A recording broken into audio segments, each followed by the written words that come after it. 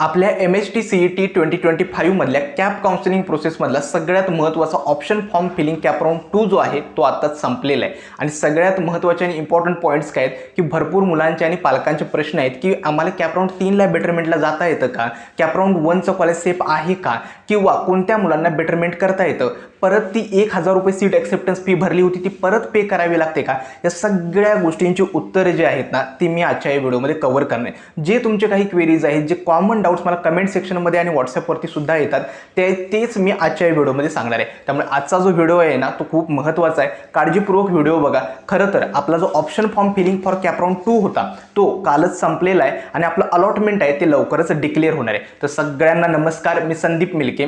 तर सुरुवात करूया आजच्या या नवीन व्हिडिओला. आता व्हिडिओला सुरुवात करण्याआधी एक इम्पॉर्टंट गोष्ट म्हणजे काय, चॅनलला नक्की सबस्क्राईब करा, कारण का तुमचं ॲडमिशन कन्फर्म होईपर्यंत म्हणजे पूर्ण स्पॉट ॲडमिशनपर्यंत तुमच्या सगळ्या ज्या अपडेट्स आहेत कॅप प्रोसेसच्या ते याच चॅनलवरती अपलोड होणार आहेत. त्यामुळे नक्की चॅनलला सबस्क्राईब करा.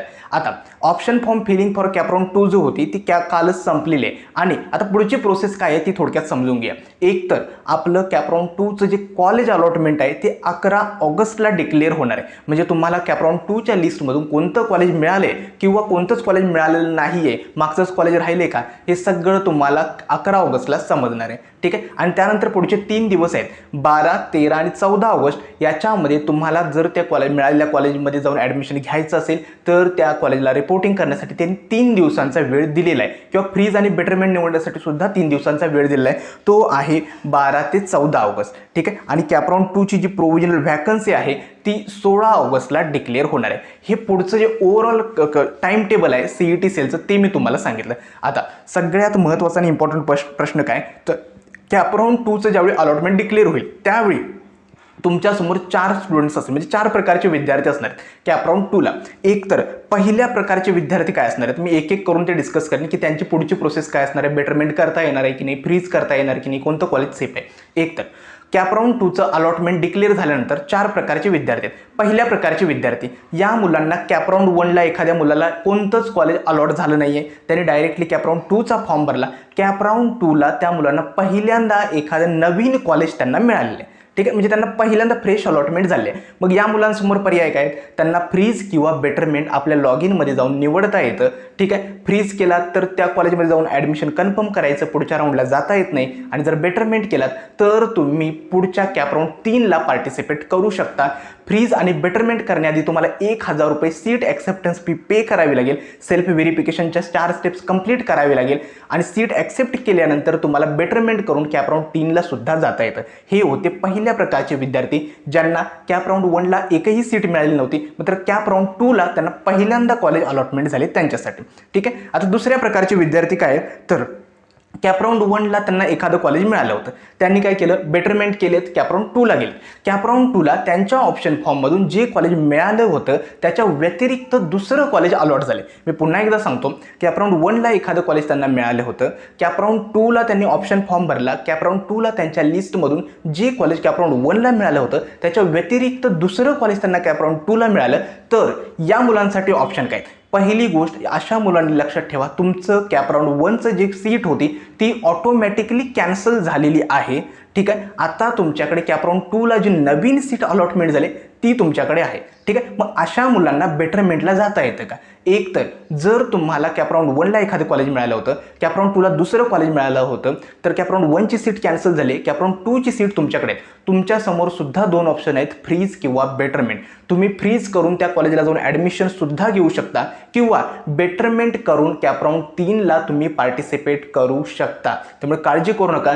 जरी तुम्हाला नवीन अलॉटमेंट झाली असेल तरी सुद्धा तुम्हाला कॅप राऊंड 3 ला जाता येते. परत सेमच रूल आहेत. कॅप राऊंड 3 ला समजा नवीन अलॉटमेंट झाली तर कॅप राऊंड 2 ची अलॉटमेंट कॅन्सल होईल आणि कॅप राऊंड 3 ची राहील.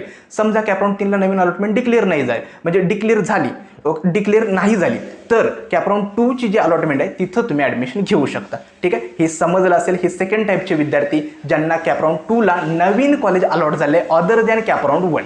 ठीक आहे. आता तिसऱ्या प्रकारचे विद्यार्थी कोणते, तर तिसऱ्या प्रकारचे विद्यार्थी आहेत तर कॅपराऊंड 1मध्ये एखादं कॉलेज त्यांना अलॉट झालं होतं, त्याने बेटरमेंट केलं आणि कॅपराऊंड 2ला गेले. आता कॅपराऊंड 2मध्ये त्यांना नो कॉलेज अलॉटेड असं आलं, म्हणजे त्यांना कोणतंही कॉलेज कॅपराऊंड 2मध्ये अलॉट झाले नाही आहे. मग अशा मुलांकडे ऑप्शन काय आहे? तर सगळ्यात महत्त्वाचा मुद्दा म्हणजे काय, तुम्हाला कॅपराऊंड 2ला एकही कॉलेज अलॉट झाल्या नसल्यामुळे तुम्हाला कॅपराऊंड 1चं जे कॉलेज आहे तिथं तुम्ही तुमची जी सीट आहे ती सेफ आहे. त्यामुळे ती काळजी करू नका, जी तुमची मागची सीट होती कॅपराऊंड 1ची ती सेफ आहे. मग अशा मुलांसमोर काय आहे, तर अशा मुलांनी तुमच्यासमोर सुद्धा 2 ऑप्शन आहेत, फ्रीज किंवा बेटरमेंट. लक्षात ठेवा, जरी तुम्हाला कॅपराऊंड 2ला एखादी सीट अलॉट नाही झाली, मात्र कॅपराऊंड 1ची सीट तुम्ही बेटरमेंट करून सीट ॲक्सेप्टन्स फी पे करून सेफ ठेवले, तर अशी मुलं कॅपराऊंड 3ला पार्टिसिपेट करू शकतात. तुम्ही परत बेटरमेंटसाठी जाऊन कॅपराऊंड 3चा ऑप्शन फॉर्म भरू शकता. आता ठीक आहे, एक गोष्ट लक्षात ठेवा, ज्यावेळी कॅपराऊंड 1ला तुम्हाला सीट अलॉट होते आणि कॅपराऊंड 2ला नवीन होते सीट किंवा नाही होत, तर अशा सिच्युएशनला लास्ट इयरला फ्रीज आणि बेटरमेंट असे 2 ऑप्शन नव्हते. CET सेलने काय केलं होतं, तर ज्या मुलांनी कॉलेजला जाऊन रिपोर्टिंग केलं होतं त्यांना अजून केलं होतं की त्यांनी फ्रीज केले आणि ॲडमिशन कन्फर्म केले, आणि ज्यांनी कोणतीच ॲक्शन नाही केली होती त्यांनी समजलं होतं की ते डायरेक्टली बेटरमेंटला गेले होते. ठीक आहे, आता यावर्षी थोडी प्रोसेस चेंज होते, ते जसे अपडेट होईल, म्हणजे वेबसाईट जशी अपडेट होईल त्यानुसार मी तुम्हाला सांगेलच. परंतु एक गोष्ट लक्षात ठेवा, कॅपराऊंड 1ला एखादी सीट अलॉट झाली होती, कॅपराऊंड 2ला तुम्हाला एकही सीट अलॉट नाही झाली, तरी सुद्धा तुम्ही कॅपराऊंड 3साठी बेटरमेंटला जाऊ शकता. तुमची कॅपराऊंड 1ची जी सीट आहे ती सेफ आहे. ठीक आहे, आता चौथ्या प्रकारचे विद्यार्थी ज्यांना कोणतंच कॉलेज कॅपराऊंड 2मधून अलॉट झालं नाही आणि कॅपराऊंड 1ला सुद्धा अलॉट नाही, त्यांनी सुद्धा कोणते ॲक्शन करायचे नाही, त्यांनी डायरेक्टली कॅपराऊंड 3चा जो ऑप्शन फॉर्म आहे तो तुम्ही भरू शकता. आय होप तुम्हाला 4ही प्रकारचे विद्यार्थी समजले असतील आणि पहिला जो डाऊट होता तो क्लिअर झाला असेल की कॅपराऊंड 1ला एखादं कॉलेज मिळालं होतं, कॅपराऊंड 2ला तुम्हाला एकही कॉलेज अलॉट नाही झालं, तरी सुद्धा तुम्ही कॅपराऊंड 3ला बेटरमेंट करून कॅपराऊंड 3चा ऑप्शन फॉर्म भरू शकता. ठीक आहे, दुसऱ्या प्रकारचे विद्यार्थी, कॅपराऊंड 1चं कॉलेज तुम्हाला अलॉट झालं होतं, कॅपराऊंड 2ला दुसरं कॉलेज अलॉट झालं, कॅपराऊंड 1ची सीट ऑटोमॅटिकली कॅन्सल झाली तुमची, तुम्ही सुद्धा बेटरमेंट करून कॅपराऊंड 3साठी ट्राय करू शकता. आय होप ही प्रोसेस जी आहे थोडं जरा किचकट वाटत असेल किंवा मी फास्ट वगैरे किंवा बोललो असेल तर प्लीज परत मागे जाऊन हा व्हिडिओ थोडा स्लो करून बघू शकता.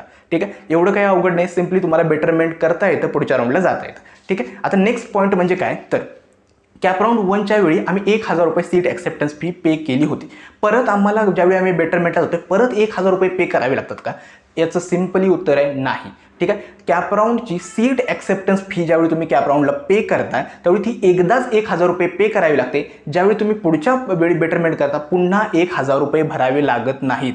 आणखीन एक, ती 1,000 रुपये सीट ॲक्सेप्टन्स फी रिफंडेबल नाही आहे. ठीक आहे, ती CET सेल घेतं तुमची सीट रिझर्व करून ठेवण्यासाठी, म्हणजे ज्यावेळी तुम्ही पुढच्या कॅपराऊंडला जाता त्यावेळी ती मागची सीट रिझर्व राहावी, जर पुढच्या कॅपराऊंडला काहीच नाही मिळालं तर ही सीट भेटावी. ठीक आहे, आय होप ही गोष्ट समजली असेल. त्यामुळे 1,000 रुपये सीट ॲक्सेप्टन्स फी फक्त एकदा तुम्हाला कन्फर्म भरावीच लागणार आहे, पुढच्या वेळी भरावी लागणार नाही. ठीक आहे, आणखीन एक महत्त्वाचा मुद्दा काय, तर कॅपराऊंड 2ला बेटरमेंट होईल का आणि नवीन कॉलेज अलॉट होईल का? आता व्हॅकन्सी मॅट्रिक्स मी आधीसुद्धा सांगितलं होतं, त्याचा काही यूज नाही, ते बघू नका. ते व्हॅकन्सी मॅट्रिक्स कट ऑफ वगैरे यापेक्षा आपण बेटरमेंटला का जातो, एक गोष्ट लक्षात ठेवा. बेटरमेंट याचा अर्थ काय, मला कॅपराऊंडला एखादं कॉलेज मिळालेलं आहे, मग मला त्यापेक्षा अजून कोणते चांगले ऑप्शन्स मिळतात का पुढच्या कॅपराऊंडमध्ये, याच्यासाठी मी बेटरमेंटमध्ये जातो. ठीक आहे, त्यामुळे उगाच या कॉलेजमध्ये व्हॅकन्सी नाही आहे, इथं कट ऑफ आहे, मी कशाला ठेवू, अशा गोष्टींचा विचार करू नका. ठीक आहे, आपल्या लिस्टमध्ये जर तुम्ही व्यवस्थित कॅपराऊंड 2ची लिस्ट भरली असेल, ठीक आहे, तर बेटरमेंट होण्याचे चान्सेस तर नक्कीच आहेत. ठीक आहे, आता बेटरमेंट झालं तर काय करायला पाहिजे, एक तर बेटरमेंट जर भेटली तर तुम्ही सुद्धा चूज करू शकता की तुम्हाला ॲडमिशन घ्यायचं आहे की परत पुढच्या राऊंडला जायचं आहे. यावेळी कट ऑफ कमी येईल याचे चान्सेस आहेत का, हा एक महत्त्वाचा प्रश्न आहे. खरं तर कट ऑफ किती कमी येईल किंवा माझा कॉलेज भेटेल का, बेटरमेंट होईल का, याचा कट ऑफ इतकं कमी होईल का, माझा इतका डिफरन्स आहे, या गोष्टींबद्दल नाही सांगायला पाहिजे. का, कारण का या गोष्टी एक तर आहेत त्या अनप्रिडिक्टेबल आहेत, ज्या आपल्या हातात सुद्धा नाही आहेत. मग त्याच्याबद्दल डिस्कस करण्यात काय अर्थच नाही आहे ना, की तुम्हाला हे कॉलेज मिळेल का किंवा कट ऑफ कमी येईल का. कट ऑफ आला तर ठीकच आहे, नाही तर जे मिळाले ते सुद्धा ॲक्सेप्ट करून तुम्हाला पुढच्या राऊंडला जायचंच आहे ना. ठीक आहे, चौथ्या कॅपराऊंडपर्यंत बाय चान्स कट ऑफ कमी येऊ शकतो, त्यामुळे असं नाही की प्रत्येक कॅपराऊंडला कट ऑफ वाढतो. आता होतं असं की जनरली काय होतं, ज्या कॉलेजेसचा कट ऑफ 95+ पर्सेंटाईल आहे त्यांचे कट ऑफ कमी येण्याचे चान्सेस आहेत, तर प्रोबॅबिलिटी थोडी कमी असते. आणि ठीक आहे, आणि बाकी पर्सेंटाईलचे जे कॉलेजेस आहेत 81 to 95च्या दरम्यान तिथं थोडीफार कट ऑफ आहेत ना कमी जास्त होऊ शकते. ठीक आहे, कारण का तिथे एकतर सगळ्यात जास्त क्राऊड असतो आणि तो पुढे थोडाफार सरकू शकतो. ठीक आहे, जास्त हाय प्रोबॅबिलिटी असते कट ऑफ चेंज होण्याची ती जेई मेन्सच्या स्कोरमध्ये चेंज होण्याची कट ऑफ जास्त प्रोबॅबिलिटी असते. आणि दुसरं, जी मुलं कोर ब्रँचेससाठी अप्लाय करतात, इलेक्ट्रिकल, मेकॅनिकल, सिव्हिल या कोर ब्रँचेस अप्लाय तिथं एकतर कट ऑफ चेंज होण्याची शक्यता जास्त असते. ठीक आहे, त्यामुळे कट ऑफ कमी होईल का, मला हे कॉलेज मिळेल का, हे कॉलेज वगैरे या गोष्टींचा विचार करू नका. शक्य तितका आत्ता तुमची प्रोसेस काय असली पाहिजे, जी कॉलेज तुमच्याकडे सिक्युअर आहे त्या कॉलेजबद्दल जास्तीत जास्त रिसर्च करणं, कसं कॉलेज आहे, तिथलं वातावरण कसं आहे, हॉस्टेल्स, फॅकल्टी, प्लेसमेंट कशा आहेत याच्याबद्दल तुमचा वेळ घालवा. ठीक आहे, उगाचच मला कट ऑफ इतका आहे, हे मला हे कमी होईल का या गोष्टींवरती नका वेळ घालू. ठीक आहे, आणखीन एक परत एकदा सांगतो, एक इम्पॉर्टंट रूल, ज्यावेळी तुम्ही कॅम्प प्रोसेसमध्ये जात असता एखाद्या वेळी एक नवीन कॉलेजचे अलॉटमेंट तुम्हाला होते, ज्यावेळी मागचं कॉलेज जे तुमचं होतं ते ऑटोमॅटिकली कॅन्सल होतं आणि नवीन कॉलेजची अलॉटमेंट जी तुम्हाला झाली ती तुमच्याकडे राहते. ठीक आहे, आणि जर नवीन कॉलेजची अलॉटमेंट झालीच नाही तर मागचं कॉलेज राहतं. ठीक आहे, आय होप ह्या दोन गोष्टी आहेत ना त्या तुमच्या डोक्यामध्ये फिट बसवून ठेवा. ओके, हे खूप गरजेचं आहे. आणखीन एक गोष्ट म्हणजे मी एक गोष्ट आता ही इन्स्टिट्यूट लेवल आणि स्पॉट राऊंड्स, ओके, याबद्दल एक थोडे जरा क्वेरीज येत आहेत आणि या गोष्टी थोड्या अनक्लिअर आहेत. यावर्षी CET सेलने जी साईट स्टार्ट केली त्याच्यावर, त्यामुळे अजूनपर्यंत तरी मी तो व्हिडिओ बनवला नव्हता, परंतु येत्या 2 ते 3 दिवसात ना याबद्दल नक्की व्हिडिओ बनतो की इन्स्टिट्यूशनल राऊंड आणि स्पॉट राऊंड्सबद्दल कुठे अप्लाय करायचं आहे, त्याचे ड्रॉबॅक्स काय. कारण का जवळजवळ आपण म्हणतो ना इन्स्टिट्यूशनल राऊंडचे फॉर्म्स वगैरे स्टार्ट झालेत, मोस्टली टॉप कॉलेजेसनी तरी ते डोनेशन घेणं आणि त्यांच्या फीज हे सगळे एकत्रच झाले. त्यामुळे याबद्दल थोडक्यात तुम्हाला एकतर माहिती सांगेलच. तर आय होप तुमचे जे काही डाऊट्स होते, क्वेरीज होत्या त्या क्लिअर झाले होते. आणखी शेवटचा एक मुद्दा राहिला की कॅपराऊंड 2ला बेटरमेंट करून कॅपराऊंड 3ला जायचं का नाही. ठीक आहे, हे त्यावेळी मी ते एक व्हिडिओ डेडिकेटेडली बनवेलच, परंतु मला वाटतं की 4थ्या कॅपराऊंडपर्यंत आपल्याला काही तोटा तर नाही आहे, ऑलरेडी आपली सीट्स रिझर्व आहे, त्यामुळे 4थ्या कॅपराऊंडपर्यंत ट्राय करा.